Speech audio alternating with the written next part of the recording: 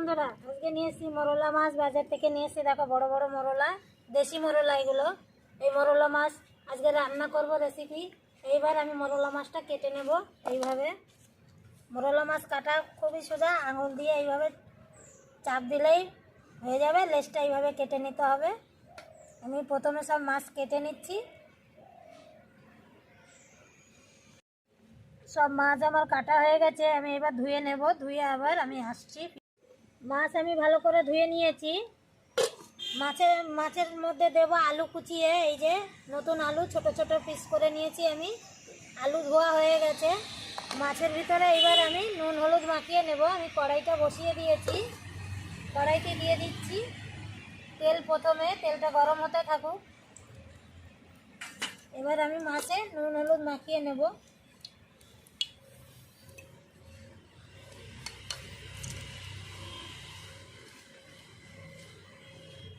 তেলও গরম হয়ে গেছে আমার। এবার আমি মাছটা কড়াইতে দেব তেলের উপরে।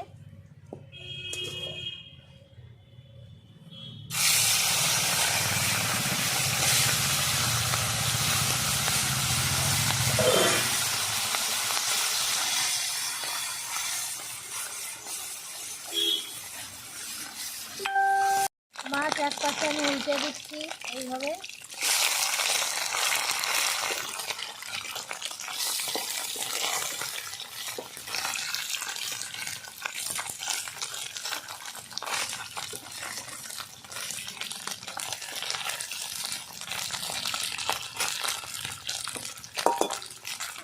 মরলা মাছ ভালো করে ভেজে নিয়েছি, এবার তুলে দেব।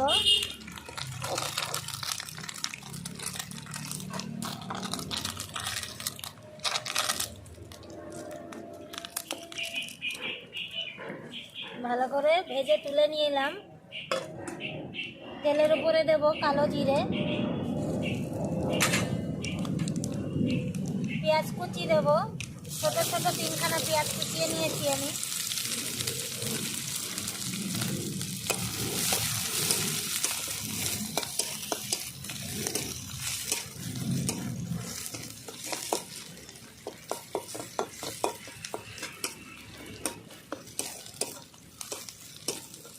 পেঁয়াজটাকে আমি একটু লাল করে ভেজে নেব ভালো করে।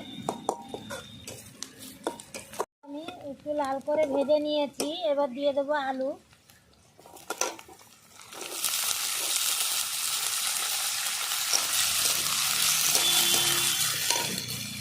লবণ দেবো,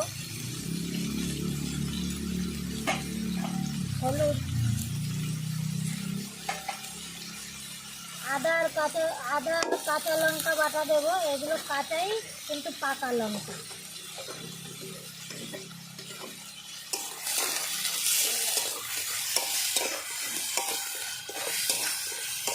ভালো করে কষিয়ে নিচ্ছি। ভালো করে একসঙ্গে কষিয়ে নিয়েছি। এরপরে দিয়ে দেবো 2টো টমেটো কুচি। টমেটো কুচি দিয়ে আমি আরেকটু ভালো করে কষিয়ে নেব।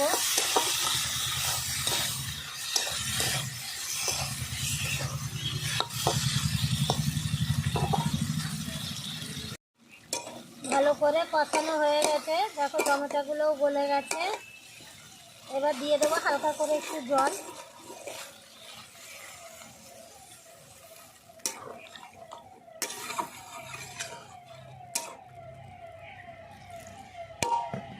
ঢাকনা দিয়ে আমি 5 মিনিট ঢেকে দেব।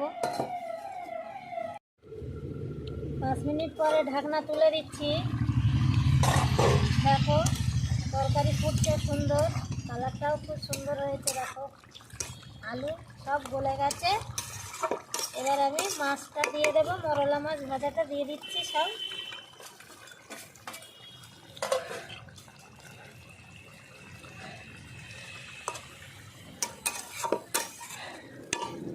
সঙ্গে দিয়ে দেবো ধনেপাতা কুচি।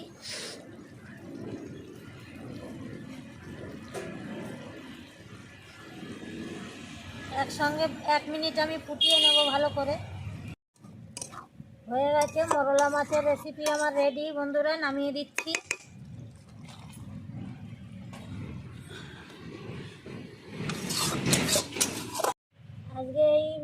মাছ আর আলু দিয়ে রেসিপিটা কেমন লাগলো বন্ধুরা আপনারা জানাবেন, আর পারলে একটা লাইক করে দেবেন বন্ধুরা। আসছি তাহলে অন্য রান্না নিয়ে। নমস্কার।